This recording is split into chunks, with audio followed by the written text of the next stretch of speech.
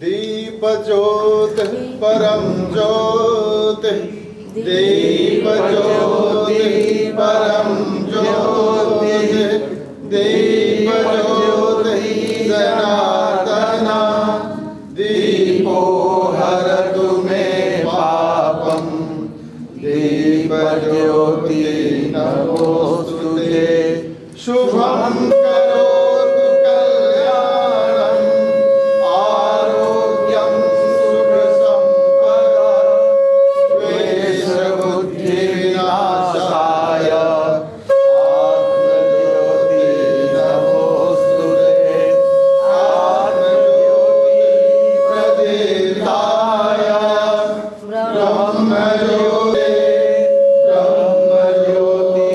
प्रदीप्ताय,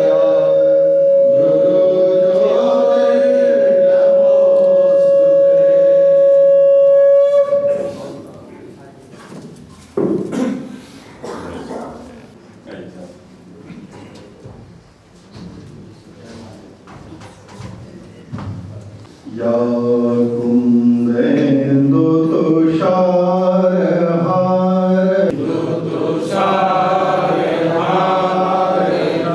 धवस्ताभिधा, या वीणावरदण्डमण्डितकरा, या श्वेतपद्मासना, या ब्रह्माच्युतशङ्कर प्रभृतिवे, देवहि सदा वन्दिता, सा मां पातु सरस्वती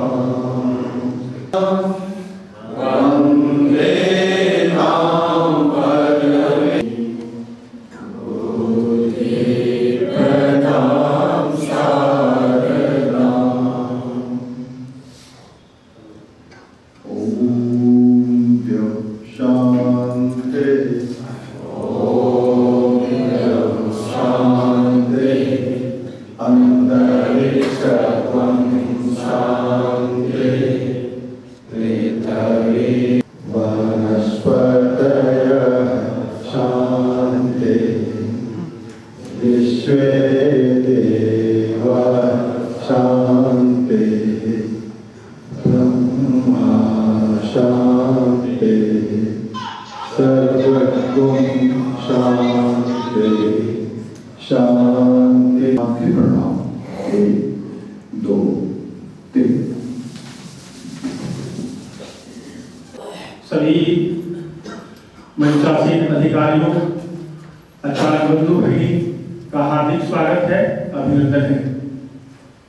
सर्वप्रथम मैं मंच पर आसीन अपने अधिकारियों का परिचय, जैसे कि हमारी एक प्रवृत्ति है, इस निमित्त मैं अतिथियों का परिचय करा रहा हूं।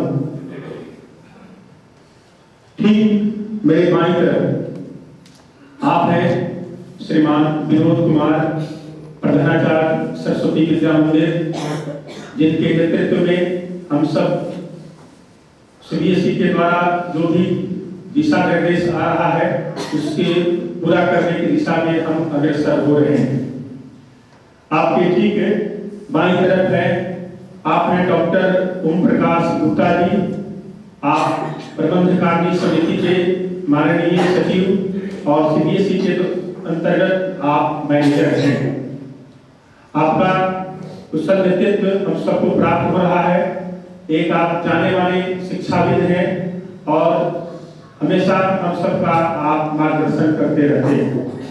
आपके ठीक बाईं तरफ आप हैं श्रीमान श्याम जी कुशवाहा जी।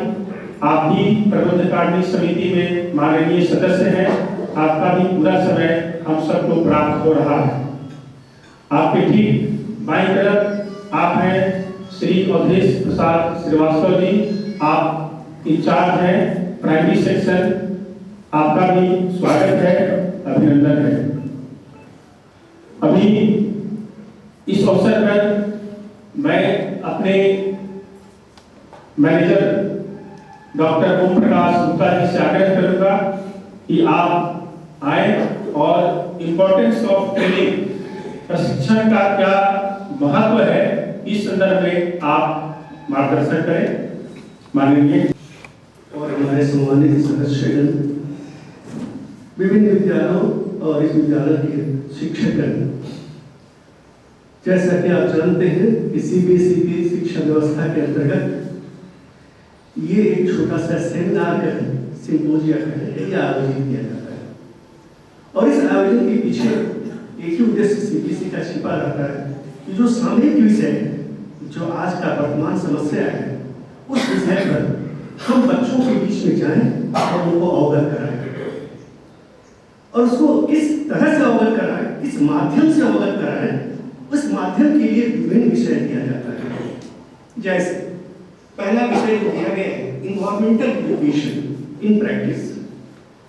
अब ये इन्वायरमेंटल एजुकेशन एक विषय दिया गया जो छात्रों के बीच में आपको लेके जाना है। सब्जेक्ट तैयार है, सब्जेक्ट मेटा करेंगे, लेकिन सवाल ये पैदा हुआ है कि ये एक नंबर में है तो सबसे इंपॉर्टेंट पॉइंट भी इसके साथ जुड़ा होगा, सबसे महत्वपूर्ण बात भी इससे जुड़ा होगा। सबसे महत्वपूर्ण बात यह है कि जब किसी चीज को हम समझते हैं तो उस चीज को समझने की गंभीरता से समझने के लिए उसकी गंभीरता की तरफ हम ध्यान देते हैं। आज इन्वायरमेंटल की समस्या पूरे विश्व की समस्या है, सिर्फ भारत की समस्या नहीं है, किसी जगह की समस्या नहीं है। मैं 2-3 समस्याएं छोटे रूप में अवगत करना चाहता हूं।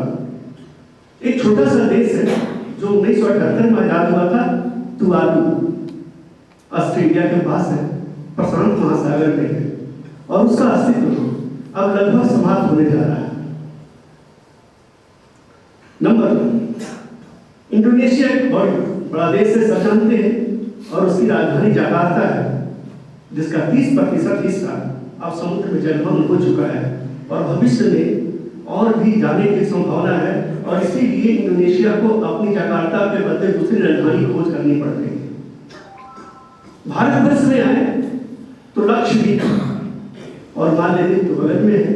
मालदीव भी इसी समस्या से जूझ रहा है, वो भी डूब रहा है पानी में। लक्षद्वीप भी धीरे धीरे पानी में डूब रहा है।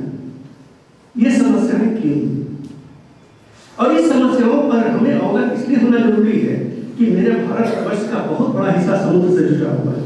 बंगाल की खाड़ी, अरब की खाड़ी, ये सारे हिंद महासागर, इन सब से हम जुड़े हुए हैं, सबसे नजदीक में है। तो हमें भी ये प्रभावित किसी न किसी रूप में कर रहा है। विषय इन्वायरमेंटल है, लेकिन विषय वस्तु पर अगर हम ध्यान दें तो हम बच्चों को दूसरे रूप में इसको बताते आ रहे हैं। कभी इसको हमने बताया कि देखो पॉल्यूशन, कभी वाटर पॉल्यूशन कहा, कभी इसको सॉइल पॉल्यूशन कहा, कभी इसको हमने एयर पॉल्यूशन कहा, कभी हमने बायोडायवर्सिटी में देखा परिवर्तन को कहा, तो कभी हमने ओजोन डिप्लेशन कहा, कभी हमने ग्रीन हाउस इफेक्ट कहा, तो कभी उसको क्लाइमेट चेंज कहा। लेकिन ये सभी चीजें, जितनी चीजें अलग अलग विषय वस्तु में पढ़ी जाती हैं, सभी का एक ही विषय है इन्वायरमेंटल। यानी इन्वायरमेंट में जो परिवर्तन हो रहा है, जो क्लाइमेट चेंज हो रहा है, उससे हम बुरी तरह से प्रभावित नहीं हो रहे हैं। हमारा देश ही नहीं हो रहा है, हमारा समाज ही नहीं हो रहा है, पूरे वैश्विक स्तर पर यह समस्या उत्पन्न हो रही है और इसका निदान हमें सोचना है। शायद हम ये सोचने की समस्या बनाने से पैदा हो रही है, शायद उसका निदान हम कर सकें। तो ये सारी समस्याएं हमारे सामने हैं और उन्हीं समस्याओं को हम बच्चों के बीच में लेके जाना है और उनको अवेयर करना है, जागरूक करना है। तेरे प्रकृति के प्रति, प्रकृति हमारे बीच का जो संबंध है वो पुरातन से बड़ा अच्छा संबंध था और धीरे धीरे ये संबंध धीरे धीरे खराब होता जा रहा है। यानी पर्यावरण का इंटरेक्शन हमारे साथ जो है वो धीरे धीरे टूट रहा है और उसका दुष्परिणाम ये हो रहा है कि एक छोटी सी समस्या जो आपने सबने कभी पढ़ा होगा, 3-4 दिन से पेपर में आया कि बिहार के प्रदूषित नगरों में ये बेतिया का भी नाम आ गया और 2 दिन से पेपर में भी था, उसका पॉल्यूशन इंडेक्स भी आ गया था। समस्या ये हुआ कि जो समस्या हम समझते हमारी नहीं, वो समस्या तो हमारे घर में है। ये क्यों हो रहा है और उससे बचाव का क्या कारण होना चाहिए? क्या व्यक्तिगत रूप से हम अपने तो जागरूक हो ही, साथ साथ समाज को भी जागरूक कर करके इसके निदान पा सकते हैं। इसलिए समस्या हमारे दरवाजे तक पहुंच चुकी है और इसका निदान हमें ढूंढने का प्रयास करना है। और इसी हमने कहा कि ये इन्वायरमेंट एक विषय नहीं है, बहुत सारे विषयों का समूह है और समय समय पर हम बच्चों को इसके बारे में अवगत कराते भी रहते हैं। हाँ, कभी ओजोन डे मनाना है, ओजोन डिप्लेशन मनवा देते हैं उससे, कभी ग्रीन हाउस इफेक्ट पर चर्चाएं होती है उस पर कर लेते हैं, लेकिन सभी कुछ जुड़ी जुड़ी है पर। तो इसके प्रति छात्रों में जागरूकता पैदा करने के लिए उसकी जो क्षमता है उस क्षमता में ये पैदा करने के लिए कि अपनी क्षमता से वो किस तरह से समाज का, इस देश का कल्याण कर सकता है, राष्ट्र का कल्याण कर सकता है। और बहुत सारे विषय से वस्तु हैं जिसमें एक विषय जो बड़ा हमको अपीलिंग लगा कि बहुत जरूरी था वो था socio emotional needs of students. Socio emotional needs अगर हम समाज को अध्ययन करें तो हम पाएंगे कि ये तभी आपको पता चलेगा जब बुजुर्ग आदमी से आप मिलेंगे और तब आपको ये पता चलेगा कि समय से बीतता गया है और उस बीच में सोशल इंटरेक्शन जो होता है हमारे और बच्चों के बीच में या उसके माता पिता के बीच में या उसके और हमारा उन्नति को आगे बढ़ाने में मदद करती है। और खास करके ये गुण बचपन में तो आना ही चाहिए, कम उम्र में तो आना ही चाहिए। यही धरोहर आगे लेके जाएगा तो ये संस्कृति का रूप लेगा और ये संस्कृति हमारी भारतीय संस्कृति रही है। तो हमारे पास ये जो विषय आया सोशियो इमोशनल, ये सब भावनाओं का होता है। तो भावनाएं अच्छी होंगी तो निश्चित रूप से समाज भी अच्छा होगा, हमारा विचार भी अच्छा होगा, हमारे साथी भी अच्छे होंगे, हमारे दोस्त भी अच्छे होंगे। इसलिए इस इमोशन को कैसे हम बढ़ाएं, ये विचार है, इन विचारों को हम बच्चों के बीच में ले जाना है और उसको बताना है कि देखो हमारे भारतीय संस्कृति में इमोशनल सब पहले से आता रहा। हम विश्वास, श्रद्धा, प्रेम, त्याग, समर्पण इन शब्दों का इस्तेमाल करते रहे। इनका मतलब क्या है? ये सब इमोशन है, इन सब का मतलब क्या है? 100 उदाहरणों को समझाना है और कहना है कि जिंदगी इसी से चलती है, जिंदगी सफल इसी से होती है और सफल जीवन के लिए इन सब का होना अति आवश्यक है। लास्ट जो आपका है डिजिटल लाइब्रेरी, तो पूरी दुनिया डिजिटलाइजेशन हो रही है, पूरी दुनिया हर काम हम डिजिटल फॉर्म में करना चाहते हैं। अच्छी बात है, प्रोग्रेस का मतलब ही होता है, तरक्की का मतलब ही होता है, कुछ नई चीजों की तरफ हम बढ़ते। लेकिन एक अवेयरनेस है, डिजिटल में एक सबसे बड़ी गड़बड़ी ये पैदा हुई है। हर चीज डिजिटल तो करते जा रहे हैं, लेकिन उसमें होता है कि हमारा इन्वॉल्वमेंट बढ़ता जा रहा है, सोशल कंटेंट खत्म होता है। तो सोशल कंटेंट को बनाते हुए डिजिटल की तरफ जा रहा है। डिजिटल चाहिए, आधुनिक हो, लेकिन सांस्कृतिक हमारे विचार उसी तरह से है, उस विरासत में कमी नहीं हो। इस बात को ध्यान में रखते हुए हम डिजिटल की तरफ आगे बढ़ेंगे।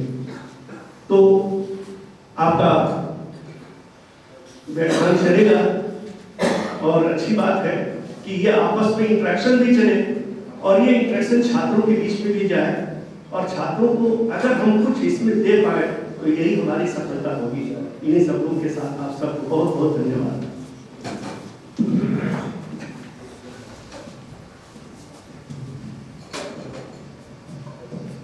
अपने सचिव महोदय के द्वारा जो उद्बोधन प्राप्त हुआ वास्तव में अपने लोगों के लिए काफी उपयोगी है। तो हम पैसे देकर भगवान, जबकि जीवन भर ऑक्सीजन देने वाले पेड़ की हम कदर नहीं। सचिव महोदय ने भी कहा कि हम बच्चों को जो बता रहे हैं उसको खुद and our most awaited practice. Without environment, we cannot survive.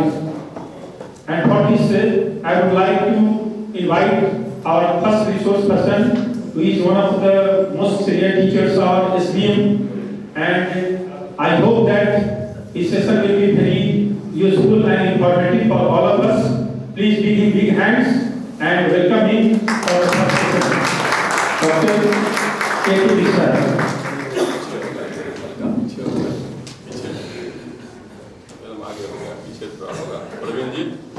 हल्का पीछे, हाँ, बस। उपस्थित गणमान्य सचिव महोदय, महाचार्य एवं हमारे प्रशिक्षण प्राप्त करके सहयोगी, प्रशिक्षण जब समय परिवर्तन होता है और पास्ट और फ्यूचर में बहुत बड़ा गैप हो जाता है, तो प्रशिक्षण की जरूरत होती है। शिक्षण व्यवस्था में भी, शिक्षण पद्धति में भी प्रशिक्षण की आवश्यकता होगी। आज हम चर्चा करेंगे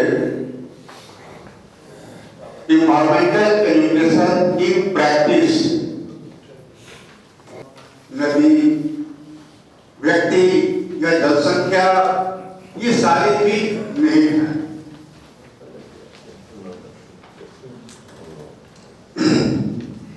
पर्यावरण, हमारे चारों तरफ का जो आवरण है उनकी चर्चा करती है। सिर्फ पेड़ पौधों से ही नहीं है। बच्चों में इस इन्वायरमेंटल एजुकेशन का संरक्षण कैसे करेंगे, संवर्धन कैसे करेंगे, उसके बारे में एजुकेशन लेवल के हम स्किल कैसे होंगे, इसकी चर्चाएं हम लोग करेंगे। पर्यावरण शिक्षा का अर्थ है वह शिक्षा जो हमें प्रकृति के, इस इन्वायरमेंट के संरक्षण, गुणवत्ता, संवर्धन और सुधार की व्याख्या करती है। मनुष्य प्रकृति से सीखे, प्रकृति के अनुसार अपने आप को ढाले और प्रकृति को प्रदूषित करने के बजाय उसका संरक्षण करना है और इसी का स्किल डेवलप करके बच्चों से अवगत होकर उसका सारी समस्या के लिए वो रेजिस्टेंस बना सके, उसका निवारण कर सके, खोज सके, उनका प्रिवेंशन कर सके। इसमें सबसे पहले नॉलेज गेन करना है कि पर्यावरण, तो सोशल इमोशनल स्किल पीपुल्स में, स्टूडेंट्स में जगा करके ही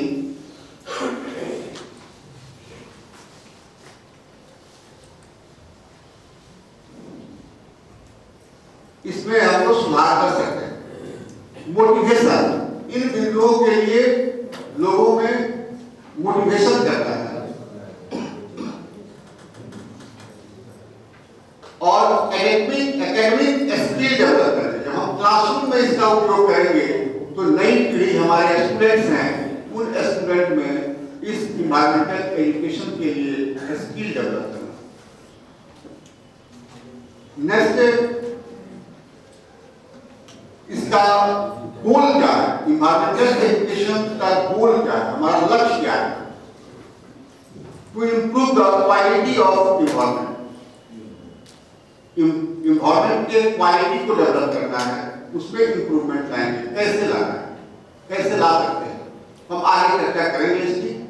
to create an awareness among the people on environmental problems and their conservation,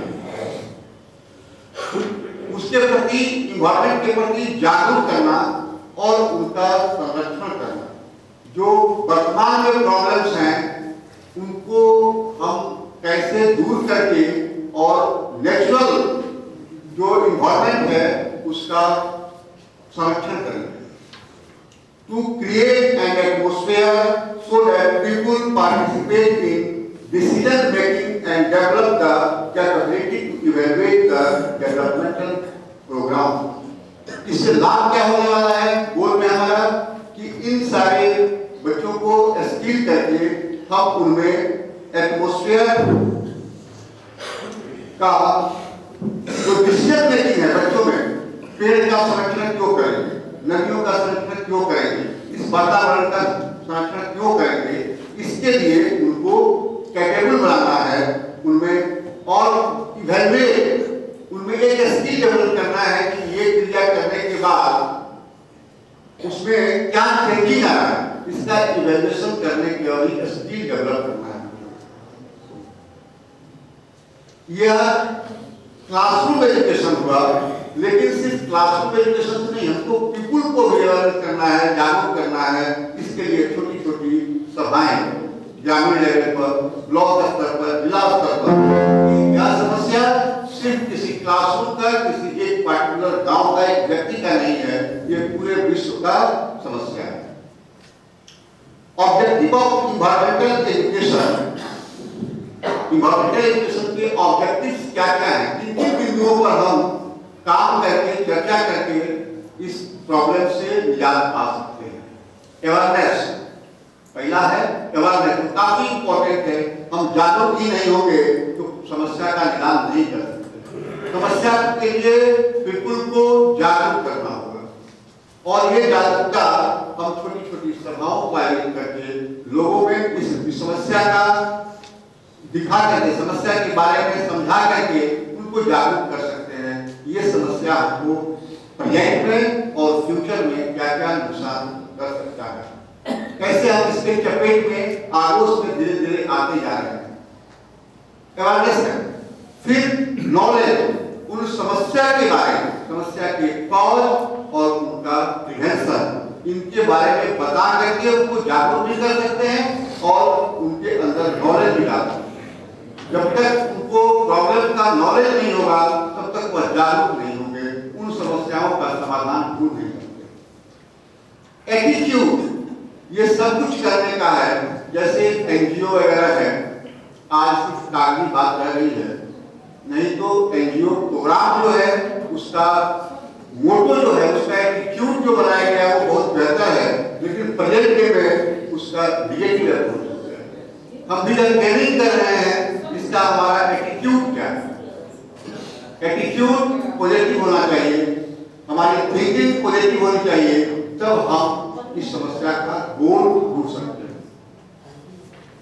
skill, फिर काम जो करना है, ये सारे वर्क तो हम करेंगे इस पर, उसमें स्किल डेवलप भी होना चाहिए, क्योंकि स्किल नहीं होगा उस काम में समय भी लग सकता है और बहुत बेहतर ढंग से नहीं कर सकते। तो टेक्निकल हिसाब से भी और बेहतर ढंग से कर सके, इसके लिए स्किल डेवलप करना। इवैल्यूएशन, फिर जो काम कर रहे हैं हम उसके लिए प्रयास कर रहे हैं, उसका समय समय पर इवैल्यूएशन भी करना है कि इतने समय में हम कितने प्रतिशत, कितना हम इसमें सुधार कर पाएंगे अपनी समस्या में, इवैल्यूएशन करना है। और जो पार्टिसिपेशन कर रहे हैं उनको ऑलवेज जागरूक करके रखना है, वो शिथिल नहीं हो। इन सब बिंदु पर हम लोग आगे देखेंगे। फिर इन्वायरमेंटल एजुकेशन का स्कोप्स क्या है, ऐसा क्यों करने वाले, इनका क्या स्कोप हो सकता है? ये एजुकेशन हम डेवलप करके, इस एजुकेशन को बेहतर करके हम क्या पा सकते हैं भविष्य में, इनके स्कोप क्या है? अवेयरनेस, ये जागरूकता जो हम समय के साथ शिथिल पड़ जाते हैं किसी भी समस्या के प्रति, इसके लिए हम अवेयरनेस, जागरूक रहेंगे। पहला इसका स्कोप ये है कि हम जागरूक रहेंगे इस education. Real life situation, past, present और फ्यूचर। तो पास्ट से प्रेजेंट हमारा कैसा है और प्रेजेंट में ही हमारा फ्यूचर निर्भर करेगा।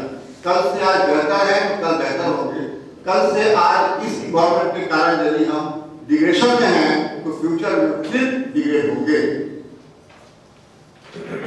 कंजर्वेशन, अगर ये रियल समस्या है, रियल लाइफ का जो प्रॉब्लम है, इसका कंजर्वेशन कैसे करेंगे? इस प्रॉब्लम्स को दूर करके हम रियल लाइफ को संरक्षित कैसे करेंगे? और sustainable development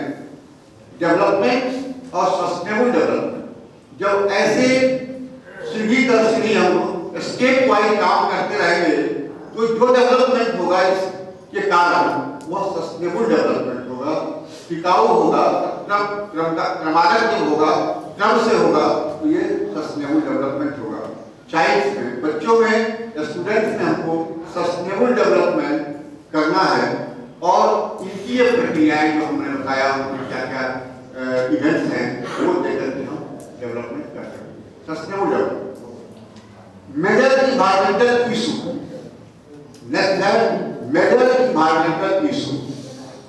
major environmental issue आज की जो समस्या है वो क्या क्या है? जैसे हमारे सचिव महोदय बताए हैं कि यह सिर्फ एक प्रॉब्लम नहीं है, इस प्रॉब्लम में अनगिनत प्रॉब्लम आकर के नहीं है। इसको दूर करने के लिए हम सिर्फ एक कभी को ढूंढ करके नहीं जा सकते। इनको प्रभावित करने वाले जो घटक हैं, इन्वायरमेंट, हवा के कारण, पानी के कारण, बर्फ के कारण, जो चारों तरफ हम हरा भरा वातावरण खोज रहे हैं, वातावरण का अभी यहीं पर है, अगर चारों तरफ गंदगी फैली हुई हो या हम शायद बेहतर ढंग से निवास नहीं कर सकते। क्लासरूम की रंग रोगन, बोर्ड व्यवस्थित, बच्चे क्लास में टीचर जाने के बाद उनकी मनोवृत्ति जो है वो पूरे की बन जाती है, लेकिन क्लास में जाने के बाद बच्चे अगर अस्त स्थिति में बैठे हुए हैं तो मन में एक चीज होता है और जो चीज हमको देना है, जिसे स्किल से देना है, शायद उससे हम वंचित रह जाते हैं।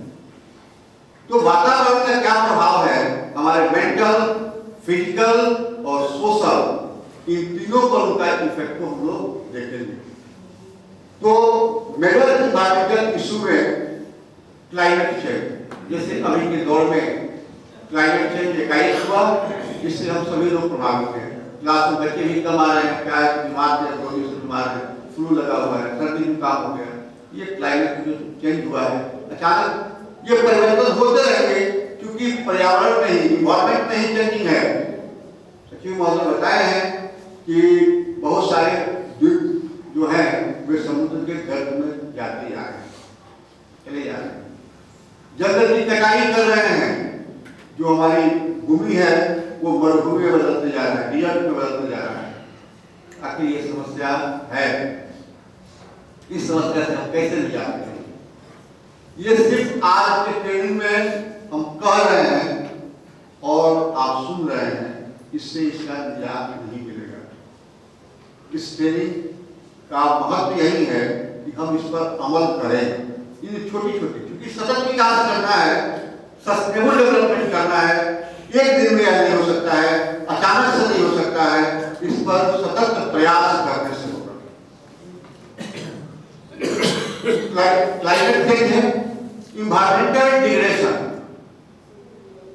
आज जंगल का जो एरिया था उससे बहुत कम हो गया, नदी की जो गहराई थी वो ऊपर होते जा रहा है, समुद्र भी ऊपर, उसके सतह ऊपर आते जा रहे हैं, जिससे टेम्परेचर में, प्रेशर में उसके किनारे ये सभी चेंजिंग हो रहे हैं। साइंटिफिक रीजन उसका होगा, जिसके कारण पानी में उफान आ रहा है, पानी का लेयर ऊपर आते जा रहा है और हम जो स्थल पर है वो स्थल पानी के नीचे जा रहा है। दिल्ली में अभी लगातार मिल रहा था, दिल्ली, पंजाब, हरियाणा का पूरा वातावरण जो है एयर पॉल्यूटेड हो गया था, पर्यावरण जो है प्रदूषित हो गया था। वहाँ जो वो कुआं वगैरह जो है धान चल रहा है, उसका जलाना मेन कारण है।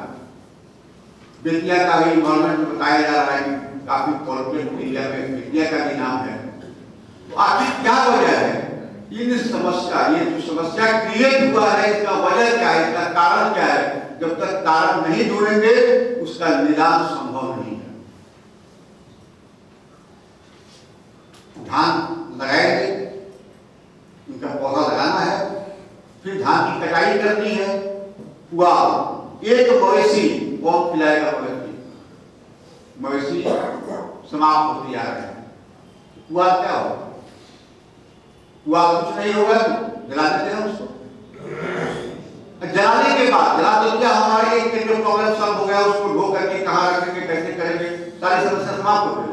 लेकिन भविष्य में उससे कितनी समस्या पैदा हो रही है, इसका परिकल्पना हम नहीं कर रहे।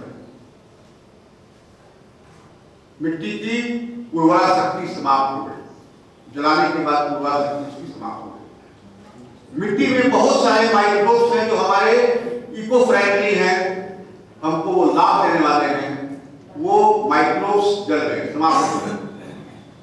अब उससे मिट्टी के अंदर होने वाले परिवर्तन जो हमारे लिए फ्रूटफुल था, वह समाप्त होने के कारण नई नई समस्या उत्पन्न होगी। उन समस्याओं के निदान के लिए हम लोग उसमें एंटीबैक्टीरियल, एंटीमाइक्रोबियल दवाएं डालेंगे, केमिकल्स डालेंगे, उसका फिर भविष्य में प्रॉब्लम, अर्थात एक प्रॉब्लम का निजात पाने के लिए जो हम लोग यूज कर रहे हैं, फिर उससे नई समस्या उत्पन्न हो रही। तो लगातार समस्या, ये समस्या का अंत होने वाला नहीं है। इन समस्या को समाप्त कर दिया जाए, कुछ दिन के बाद ही समाप्त हो, लेकिन परमानेंट खत्म हो जाए, इसके लिए हमको एजुकेट होना है, इसके लिए स्किल डेवलप करना है। इस ट्रेनिंग का इंपॉर्टेंस नहीं है। इंटेंसिव फार्मिंग, खेती करेंगे, कुछ इस प्रकार की खेती करें जिससे इस तरह की समस्याएं हमारे सामने नहीं हो, जो बेनिफिशियल हो। बहुत सारे प्लांट ऐसे भी हैं जो स्वतः बेनिफिटेड हैं, उनके गंध से, उनके प्लांटेशन से हमारे मिट्टी की उर्वरा शक्ति बढ़ जाती है, उनसे वो स्वतः इंसेक्टिसाइडर है, उनके फ्यूम से ही इन्वायरमेंट जो है स्वच्छ हो जाता है। हम लोग पूजा पाठ में हवन करते हैं, हवन में बहुत सारे औषधि डालते हैं, कहते हैं कि औषधि है, वो प्लांट से ही बनते हैं, और उनको जलाने से इन्वायरमेंट में क्या हो जाता है? ऐसा क्यों करते हैं?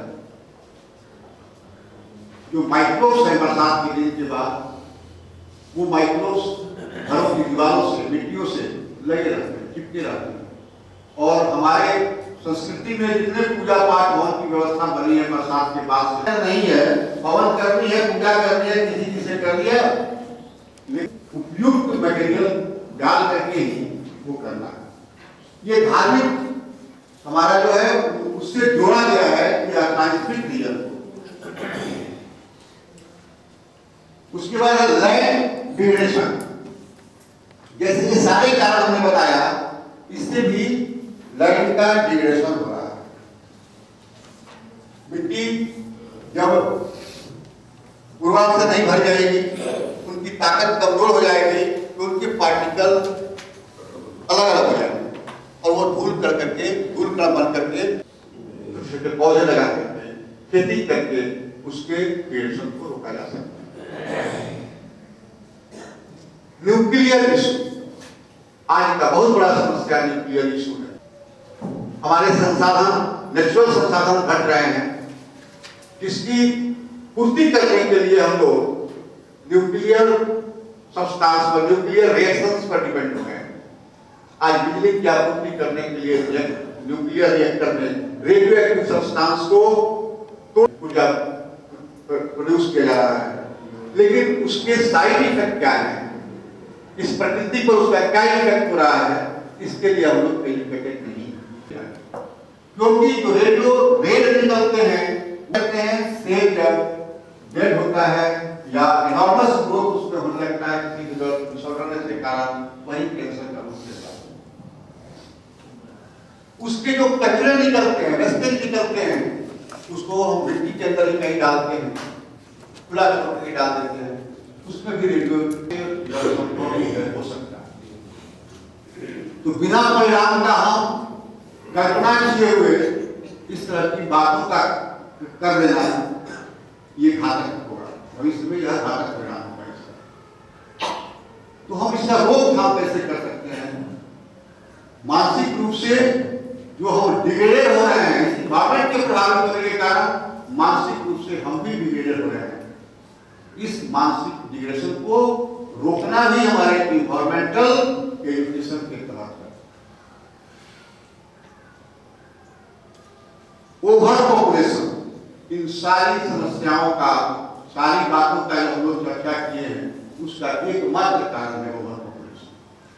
पॉपुलेशन होगा, हमारे नीड्स बढ़ेंगे और उस नीड्स को पूरा करने के लिए कहीं ना कहीं हम प्रकृति से छेड़छाड़ रहे हैं। घर बनाना है, पहाड़ों को तोड़ रहे हैं, घर भरना है, जमीन ऊपर का जो हमारा फर्टिलाइज सॉइल है उसको काट करके मिट्टी का भराई कर रहे हैं, घर बनाने में जंगलों की कटाई कर रहे हैं। तो ओवर पॉपुलेशन, संसाधन हमारे सीमित है और पॉपुलेशन तेजी से बढ़ रहे हैं। उस पॉपुलेशन के नीड्स को क्या ये संसाधन पूरा कर पाएंगे, ये सबसे बड़ा समस्या है। इसके लिए जागरूक होना है। जब उसमें काफी असामंजस्य की स्थिति होगी, काफी अनबैलेंस स्थिति होगी, तो फिर प्राकृतिक आपदा विधाएं आएंगी उसको कंट्रोल करने के लिए। पहले यदि हम सचेत रहे तो शायद इस प्राकृतिक आपदा विधा को हम रोक सकते हैं।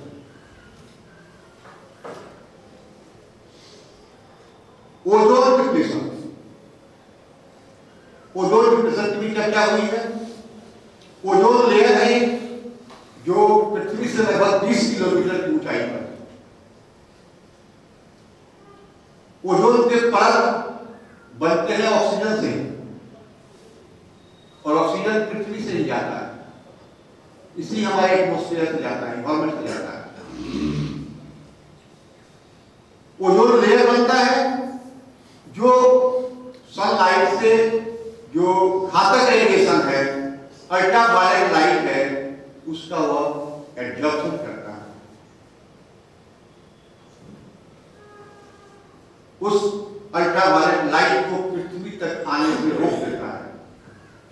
वह अल्ट्रावायलेट लाइट काफी पेनिट्रेटिंग पावर का होता है, जो पेनिट्रेट करने से हमारे स्किन, बोन के कैंसर होता है।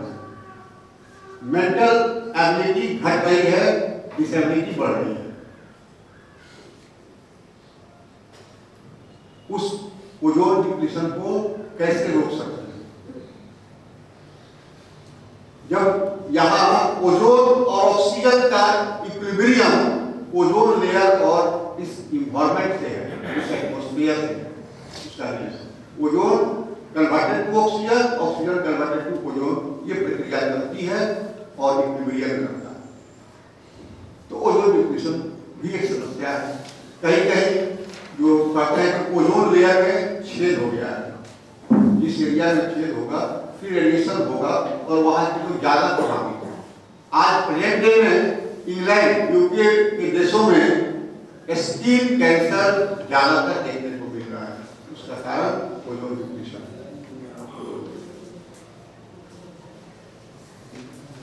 पॉल्यूशन, ओवर पॉपुलेशन, जो इन्वायरमेंट का कंजर्वेशन हम नहीं कर रहे हैं, वो एक समस्या है। पॉल्यूशन, ये पॉल्यूशन जो बढ़ करता है, जन्म दे रहा है पॉल्यूशन सब, यह इन सारी समस्याओं के कारण पॉल्यूशन को होना है। एजुकेशन, प्रॉपर एजुकेशन की कमी है। खा लेते हैं हम लोग, कूड़ादान रखा हुआ है, यहाँ से वहां पहुंच जाएगा, देखिए इधर उधर डाल। ये एजुकेशन की कमी है, प्रॉपर एजुकेशन की कमी। घर में हम कैलकुलेटर तो लगाए हुए हैं, लेकिन कूड़ादान तक नहीं जा सकते हैं, गली के मोड़ पर निकाल करके सड़क पर फेंक देते हैं। डिटर्जेंट्स, घर में जो होने वाले बहुत कॉस्मेटिक्स, इन सारे ड्रेनेज के द्वारा जा रहे हैं एक ही नाली में, और उस नाली को हम लोग नदियों में गिरा देते हैं। बहुत सारे एक्वेटिक एनिमल्स आज डिस्ट्रिक्ट होते चले जा रहे हैं, उनके इस गायब हो जाने का कारण एयर पॉल्यूशन है। क्योंकि एयर पॉल्यूशन के कारण एयर में ऑक्सीजन लेवल घट रहा है, घटने के कारण उनके एक्वेटिक एनिमल्स के बायो जो एक्टिविटीज है उनमें मेटाबॉलिक चेंजिंग आता है और उस मेटाबॉलिक चेंजिंग के कारण उनके रिकैपिचुलेशन गायब हो जाएगा या फिर उनकी मृत्यु हो जाएगी। बहुत सारे एक्वेटिक एनिमल्स गायब हो गए। हम इसके सजगता के कारण डीडीटी का प्रयोग सेकेंड वर्ल्ड वॉर के बाद शुरू हुआ, जबकि उसका कोई बहुत पहले हुआ। सेकेंड वर्ल्ड वॉर में जितने लोग युद्ध में मारे गए थे उससे अधिक लोग युद्ध के बाद महामारी लाश सड़ने के कारण मारे गए और उस समय सबसे पहली बार डीडीटी का प्रयोग किया गया। लेकिन उसका दुष्प्रभाव देखा गया कि बहुत सारे वैल्यूएबल एक्वेटिक एनिमल्स समाप्त हो गए और 1971 से डीडीटी के प्रयोग पर बैन कर दिया। डेवलप्ड जो डेवलप कंट्री था वो उसको बैन कर दिया। कारण था डीडीटी वाटर इनसॉल्युबल और फैट सॉल्युबल था। एक्वेटिक एनिमल के फैट सेल में वो डिपोजिट होकर के टेस्टो हार्मोन्स वो प्रभावित करता था, जिससे रिकैपिचुलेशन पावर समाप्त हो गए और कुछ समय पश्चात वो जीव समाप्त हो गए। उसको बैन कर दिया। तो सजग रहने के कारण, अवेयरनेस रहने के कारण हमारी सूझबूझ उस पर तुरंत उस समस्या पर आ गई, तो बैन करके अभी इस साल के पेपर में मिला था, न्यूज में आया था कि हमारे चंपारण की नदियों में कुछ क्या कहते हैं वो समाप्त हो गई थी मछलियां। उन मछलियों को देखा गया, काफी वैल्यूएबल मछली है। ये पॉल्यूशन कम किया गया जिसका प्रभाव मिल रहा है। गांव में हम लोग खेतों में केचुआ नहीं दिखाई दे रहा है, केकड़ा नहीं दिखाई दे रहा है, वो हमारे इको फ्रेंड था। केचुआ जिस खेत में रहता था उसकी मिट्टियां जो है वो नीचे से पूरा उखड़ी उखड़ी मिट्टियां होती थी और उपजाऊ होती थी। आज वो केचुआ किसके कारण खत्म हो गया? ओवर केमिकल्स के कारण, केमिकल फर्टिलाइजर के कारण। तो हम इस समस्या से खेती नहीं करेंगे, खेती करेंगे तो केमिकल डालना है, फर्टिलाइजर डालना है, लेकिन उसका विकल्प क्या हो सकता है? तो हम कंपोस्ट खाद बना करके, जैविक खाद बना करके उसमें डाल करके केमिकल खाद की पूर्ति को धीरे धीरे कम कर सकते हैं। अचानक नहीं रोकेंगे, अचानक रोकने से एक नई समस्या क्रिएट हो जाएगी। इसलिए हम जो भी चर्चा कर रहे हैं इस पर अचानक से रोक नहीं लगानी है, सतत करना है, एक एक करके उसकी कमी को इसको बढ़ा करके उससे इफेक्ट को कम कर सकते हैं।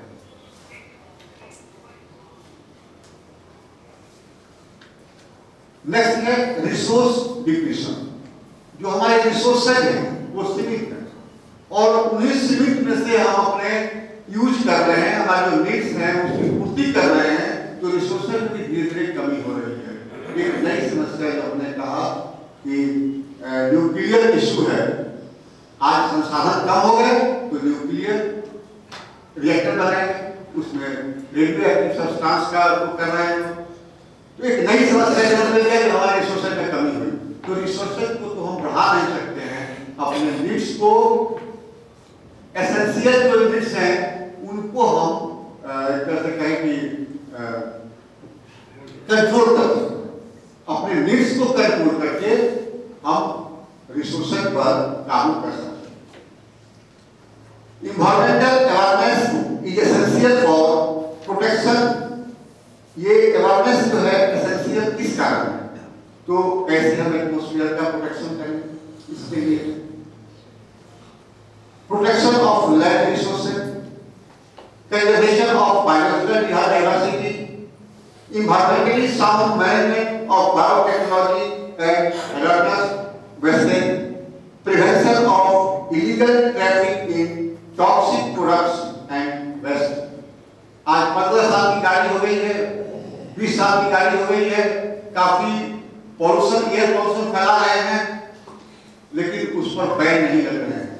उस गाड़ी को बदलने हम लोग चला रहे हैं। एक तरफ उनका फ्यूल कंजप्शन बढ़ गया है और फिर का रिसोर्सेज हमारे पास सीमित है, एक तरफ हम उससे भी हताहत हो रहे हैं और दूसरी तरफ पॉल्यूशन से हताहत हो रहे हैं। तो उस तरह की गाड़ियों को टॉक्सिक सब्सटेंस उसमें एक तो CO2 निकल रहा है, CO निकल रहा है, कार्बन मोनोऑक्साइड जो स्टिमुलेंट पॉइजन है, उसमें एंटी नॉइज एजेंट होता है जो रोकता है, पेट्रोल में मिलाया जाता है लेड का कंपाउंड, और उसके कंबशन के बाद वह लेड मॉइस्चर से हमारे फेफड़ों में और एक टॉक्सिक सब्सटेंस बनाता है, काफी जहरीला सब्सटेंस बनाता है, जिससे फेफड़े के कैंसर। हालांकि आज हम उस केमिकल के बदले में दूसरे केमिकल का यूज करते हैं एंटी नॉकिंग एजेंट के रूप में, लेकिन वही है टॉक्सिक सब्सटेंस। इस तरह से हम लोग उसका प्रिवेंशन कर सकते हैं। Prevention of illegal traffic, prevention improvement on living and working condition of the poor by eradicating poverty and stopping environmental degradation। जैसे गरीबी भी हमारी सोच को नीचे गिरा दिया, हम चाह करके भी उस बिंदु तक नहीं जा सकते।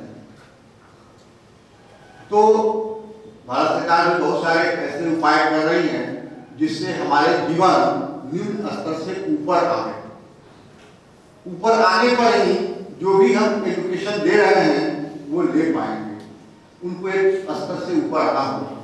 तो सामाजिक समरसता की बात आती है। सामाजिक समरसता में यही करना है कि हमारे आस पड़ोस में जो लोग निम्न स्तर की जिंदगी जी रहे हैं, हम अपने उपाय से, अपने स्तर से उनके जीवन स्तर को थोड़ा उठाएं। जो हमने बताया इमोशनल, सोशियो इमोशनल फैक्टर भी है जो हमारे इन्वायरमेंट को स्वच्छ बना सकता है, उसको हम उस पर भी काम कर सकते हैं। सस्टेनेबल डेवलपमेंट, ये सतत विकास, हम लोग साइंटिफिक में भी जानते हैं, दो एनर्जी के बीच में जब बहुत बड़ा गैप होता है तो उसमें फॉल भी बहुत तेजी से होता है। एकाएक हम अचानक किसी चीज का विकास करेंगे तो उसमें बहुत सारे डिसऑर्डरनेस निकलेंगे। इसीलिए सतत विकास की बात आई है, क्रमागत विकास की बात आई है, सस्टेनेबल डेवलपमेंट की बात हम करते हैं। अपनी नई पीढ़ी से हम सस्टेनेबल विकास, पीढ़ी दर पीढ़ी विकास की प्रक्रिया हम किस प्रकार से अपने नहालों में, अपने फ्यूचर में ला सकते हैं। इस एनवायरमेंटल एजुकेशन इन प्रैक्टिस का हमारा गोल ये भी है to develop the sustainable, to improve the sustainable development in our new generation. Underline principles of sustainable development, कैसे कर सकते हैं sustainable development?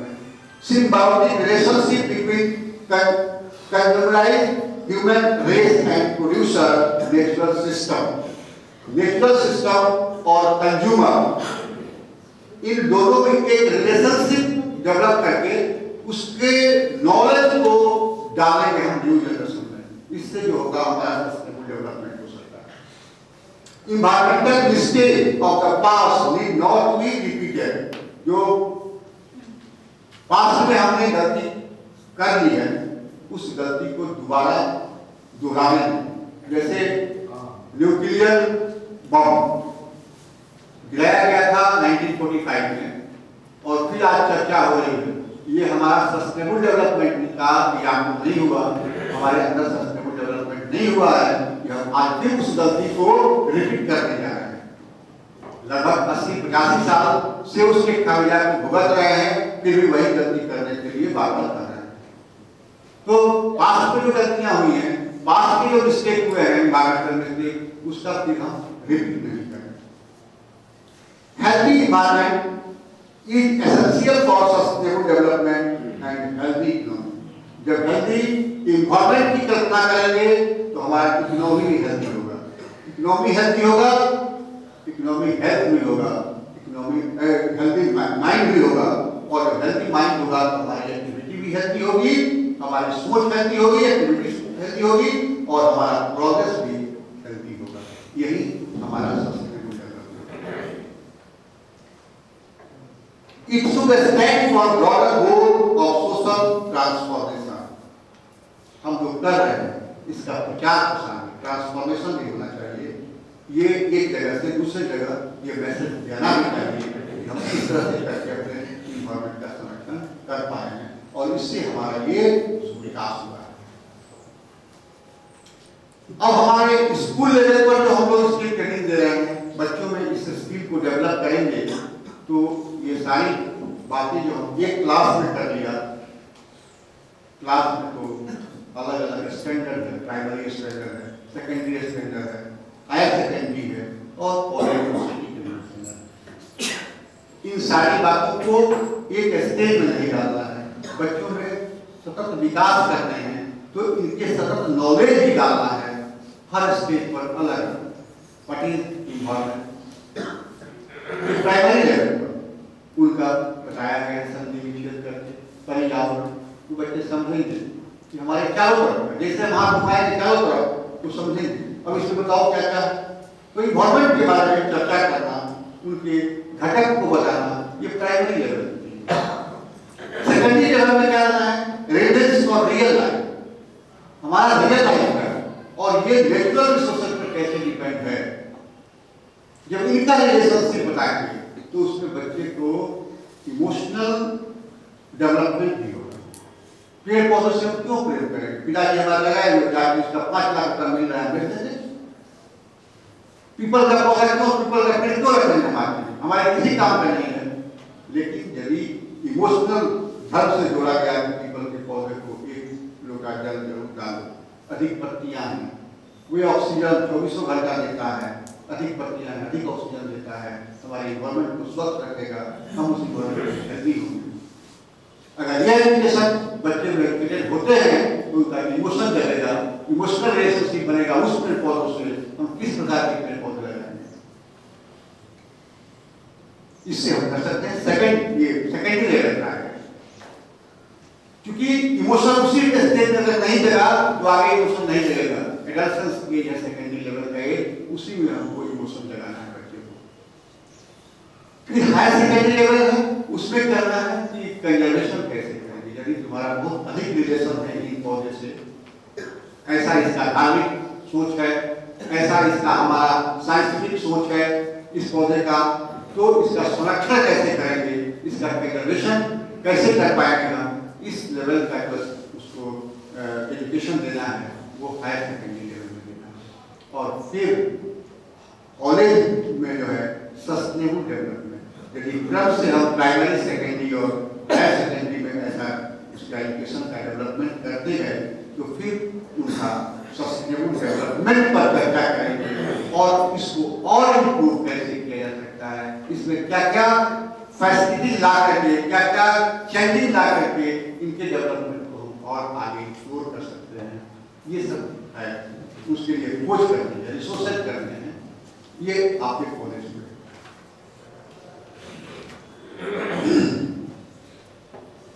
Role of teacher in environmental education, हमारी भूमिका क्या है,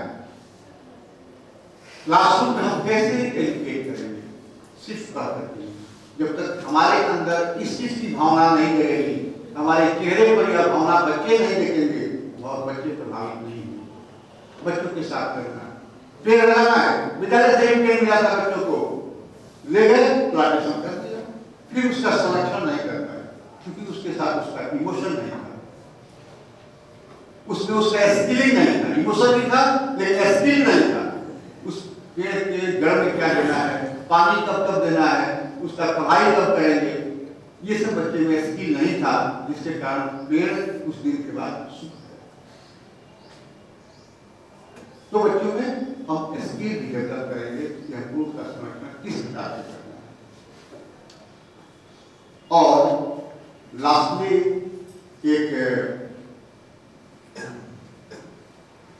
चाइनीज कहा था कि यदि आप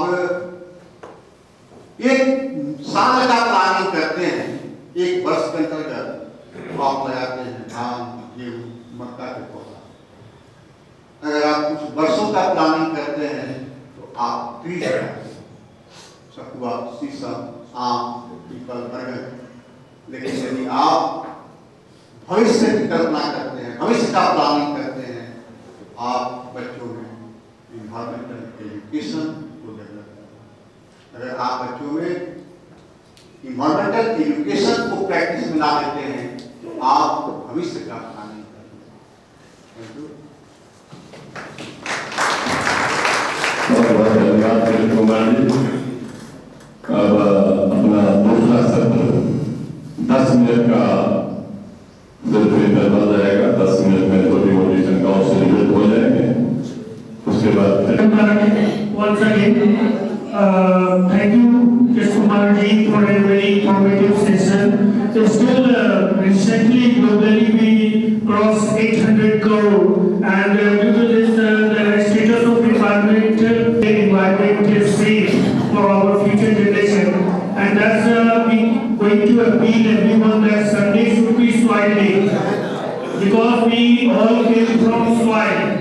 So at every Sunday, every family member have to be engaged with soil, some plantation in their balconies or kitchen garden. That is a better concept for a better future world and a sustainable environment. Now this 800 crore population which we recently crossed globally, and in next year it is very pleasant news that we going to cross over China. So these all circumstances make this world very much competitive. How we can survive in future for our great generation, and how we compete this world.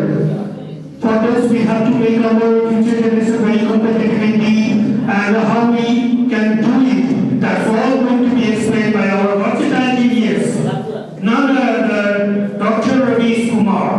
Welcome. Opportunity. I am thankful for our principal, sir, to encourage and to give chance to be supported for.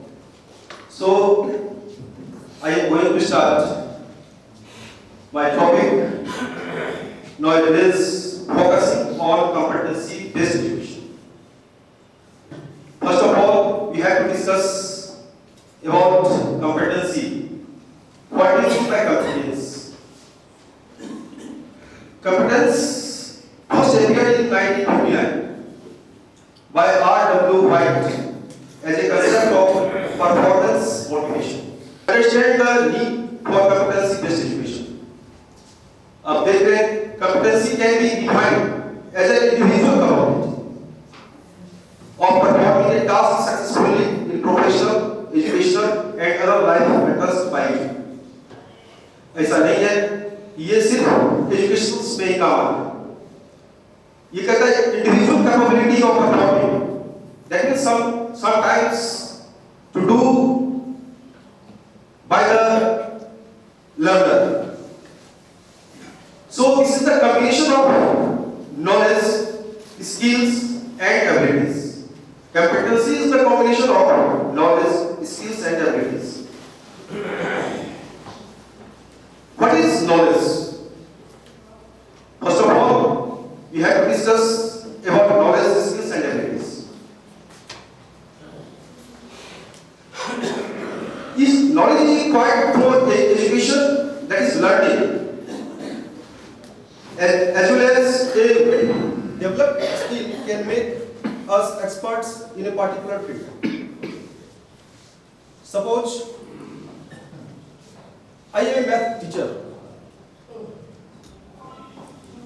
but I can't teach mathematics in this trade. This is my knowledge, but competency says that competency means that it is delivered by me to other subjects, other topics. So, what is the knowledge, what is the skills, what is the ability? Anybody who can define skills?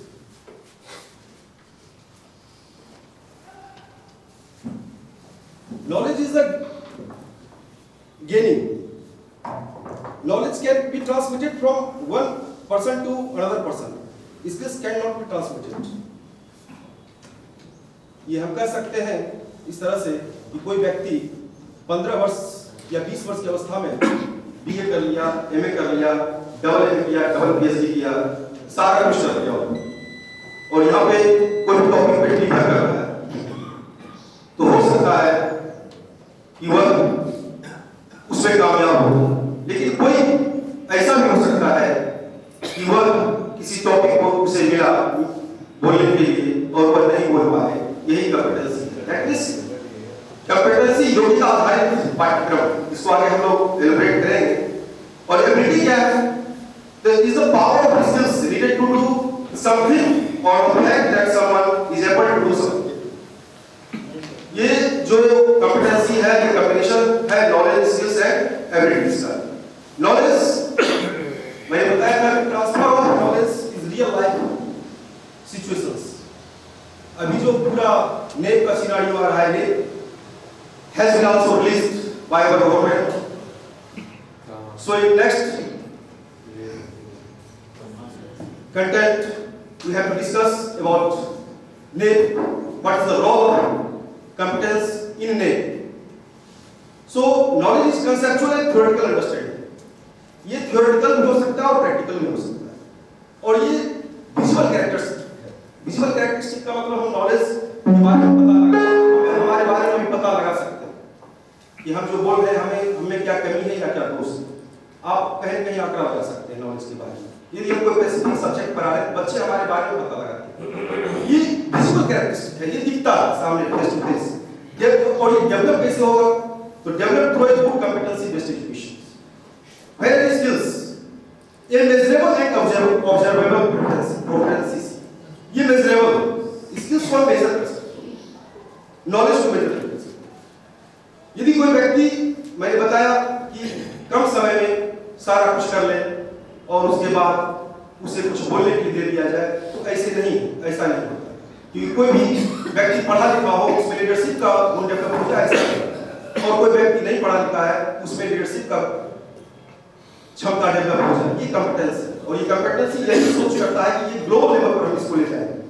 ये अभी का जो competence होना है, ये भी visual characteristic है, ये भी डेवलप होंगे कॉम्पिटेंसी बेस्ड एजुकेशन से। अब आता है एबिलिटीज, ये भास्ट अंडरलाइन कैपेसिटी और talent, essential to learn and apply knowledge and skills. अब हम क्या करते हैं, जो एजुकेशन को मैंने प्राप्त किया, और स्किल्स क्या है, तो स्किल्स क्या है जो हम हार्ड लेवल किया, और जो एक्सपीरियंस हुआ वो स्किल्स में हम कहते हैं कि देखिए इन बच्चों ने मैथ में भी अच्छा परफॉर्मेंस कर लिया, केमिस्ट्री में भी अच्छा परफॉर्मेंस कर लिया, हिंदी में भी उतना ही जानता है, संस्कृत में भी उतना ही जानता है। दैट मींस वह